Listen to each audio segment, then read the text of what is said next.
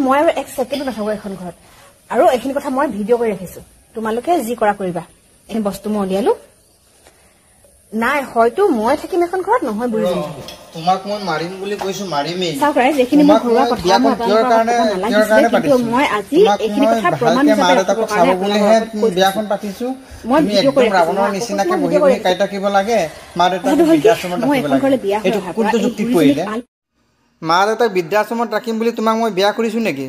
হা তোমাক মই কিয়ৰ কাৰণে বিয়া কৰিছো মা দেউতাকক ভালকে চাব চোৱা চিতা কৰিব খোৱা বোৱা ভালকে কৰিব এইটো হিচাপতে তোমাক মই বিয়া কৰিছো তুমি আকৌ বৃদ্ধাশ্ৰমত ৰাখিম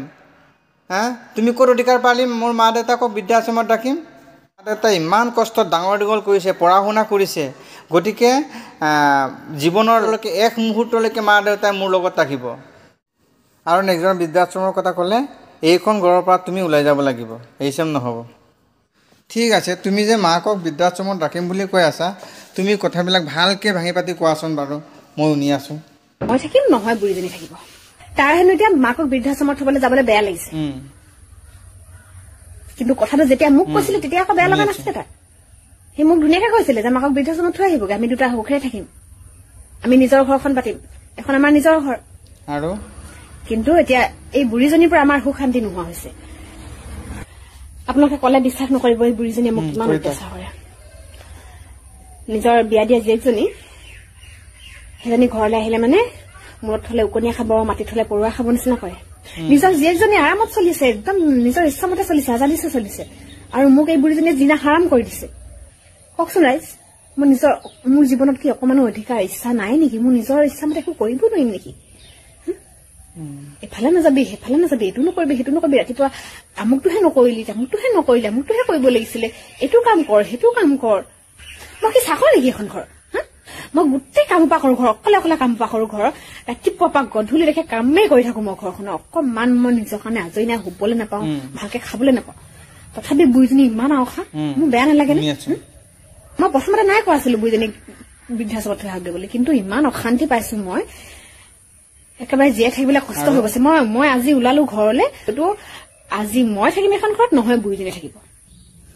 কথাবোৰ ইমানতো এনেকে লাহে লাহে এখন ঘৰ ভাগি যায় মাক দেউতাকে বহুত আশাৰে ল'ৰাটো ডাঙৰ কৰে সংসাৰখন চাবলৈ বহুত আশাৰে ৰৈ থাকে কিন্তু ল'ৰাটোৰ সংসাৰখন হোৱাৰ পাছত প্ৰায়বোৰ মানুহৰ ঘৰ ভাগি যায় আৰু ঘৰখন যেতিয়া ভাগি যায় বা ঘৰত যেতিয়া অশান্তি হয় তেতিয়া আমি প্ৰথমে বোৱাৰীজনীক দুখ দিওঁ সকলোৱে বোৱাৰীজনীকে দুখ দিয়ে আগতে ঘৰখন ঠিকেই আছিল বোৱাৰীজনী ঘৰলৈ অহাৰ পাছতে ঘৰখনত খেলি মেলি হৈছে সকলোৱে তেনেকৈ কয় কিন্তু ইয়াত অকল বোৱাৰীজনীৰ দুখ নাই প্ৰথম কথা হ'ল বোৱাৰীজনী লোকৰ ঘৰৰ এজনী ছোৱালী কিন্তু ল'ৰাটো নিজৰ সন্তানেতো মাক দেউতাকক এটা সময়ত বুজা বুলি ভাবিবলৈ লয়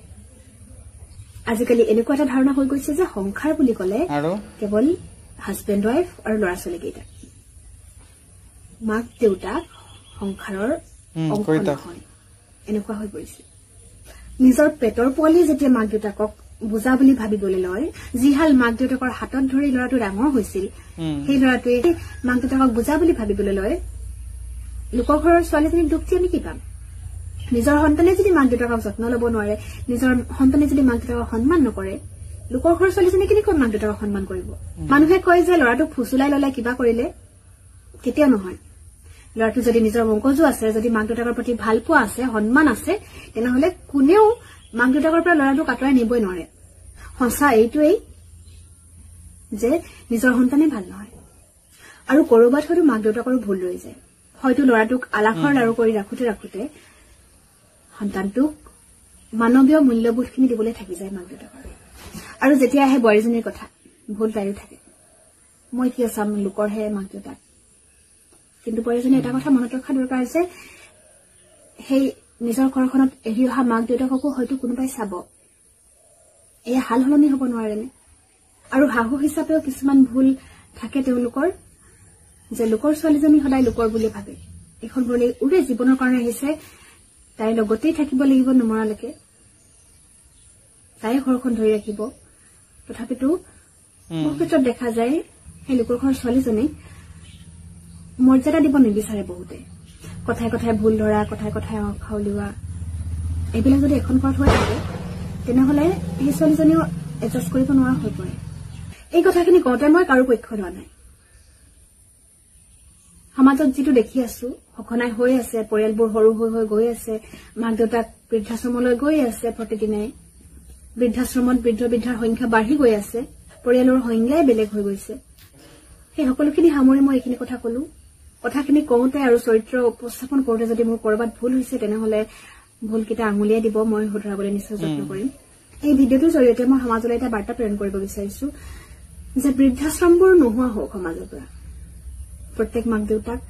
বৃদ্ধ অৱস্থাত নিজৰ সন্তানৰ লগত থাকক। প্ৰত্যেক সন্তানে নিজৰ মাক দেউতাকৰ মূল্য বুজক। প্ৰতিজনী বোৱাৰী ছোৱালী হওক, প্ৰতিজনী শাহু মা হওক। ধন্যবাদ। তোমাৰ কথাটো বেয়া নহয়, ঠিকে কৈছা। গতিকে দৰ্শকসকলে বুজি ল'লেই হ'ল যে